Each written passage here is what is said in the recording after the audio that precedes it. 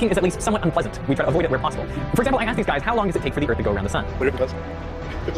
Obviously that is. Or take this problem, which has been given to thousands of college students. You go into a toy store, and there's a toy bat and a toy ball. Together they cost $1.10. And the bat costs $1 more than the ball. How much does the ball cost? 10 cents. We're all wrong, aren't we? What's the answer? If you think about it for just a second, it's obvious that the ball can't cost 10 cents, because if it did, then the bat would cost $1.10 and the two items together would cost $1.20. The correct answer is 5 cents. Now the point of these questions is not that they're difficult. Any of these people could have quickly checked their answer if they wanted to. The point is that they don't check, because thinking is uncomfortable. It takes effort. I do have to take one day to get around the sun. It takes me a year. Now, I think it would be easy to put these mistakes down to stupidity and believe that you, being much smarter, could never fall into such traps. But then I think you'd be fooling yourself. I think these examples reveal blind spots in all of our thinking due to the fundamental way that our brains work. Now, one way of modeling how the brain operates is as though there are two systems at work. Psychologists call them System 1 and System 2, but maybe it's useful to think of them as characters. So let's call System 1 Gun and System 2 Drew. You are Drew. He represents your conscious thought, the voice in your head. I am who you think you are. He's the one capable of following instructions. He can execute a series of steps. If you were asked to calculate 13 times 17 in your head, for example, he's the one who has to do it. Can I just use my calculator? No. All right, 17 times. Drew is lazy. It takes effort to get Drew to do anything, and he is slow. But he's the careful one, capable of catching and fixing mistakes. 221. Now meet System 1, Gun. He is incredibly quick, which he needs to be since he's constantly processing copious amounts of information coming in through your senses. He picks out the relevant bits and discards the rest, which is most of it. And he works automatically, without you, Drew, being consciously aware of what he's doing. For example, when you spot some text, he reads it before you can even decide whether or not you want to read it. Gun fills in the gaps. For example, what does this say? Did you notice that the H in the and the A in cat are actually the same symbol? But you had no trouble reading it because Gun made the correct automatic assumption. So although Drew is unaware of what Gun is doing, it's Gun's perceptions that become the basis for your conscious thoughts. The way I like to think of it, each of these characters is related to one of your main memory structures. Gun's automatic responses are made possible by long-term memory, the library of experiences you've built up over your lifetime. In contrast, Drew exists entirely within working memory, so he's only capable of holding 4 or 5 novel things in mind at a time. This is perhaps one of the best known findings from psychology, that our capacity to hold and manipulate novel information is incredibly limited, like when trying to remember a string of random numbers. 6, 7, 5, 5, 3, 1. Yes.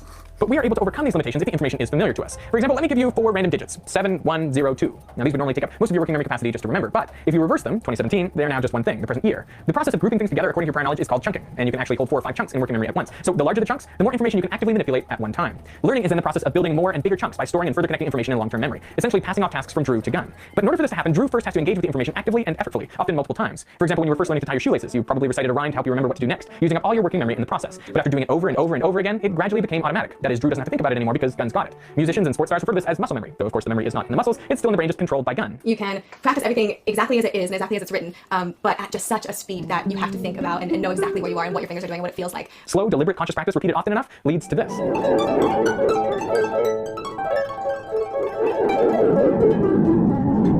I bet 99% of the time what appears to be superhuman ability comes down.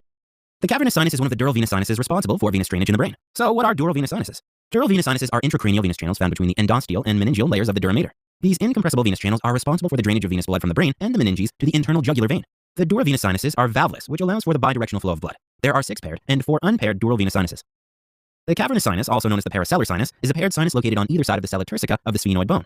It is the only one of the paired dural venous sinuses that communicates with each other via an anterior and a posterior intercavernous branch that arches over the diaphragma celli of the pituitary gland, which are known as the intercavernous sinuses. In addition to acting as a conduit for venous blood, the spongy cavities of the cavernous sinus also facilitate the passage of numerous vessels, including the 3rd cranial nerve, the ocular motor nerve, the 4th cranial nerve, the trochlear nerve, the ophthalmic division of the trigeminal nerve, the ophthalmic nerve, the maxillary division of the trigeminal nerve, the maxillary nerve, the 6th cranial nerve, the abducens nerve, and the cavernous part of the internal carotid artery.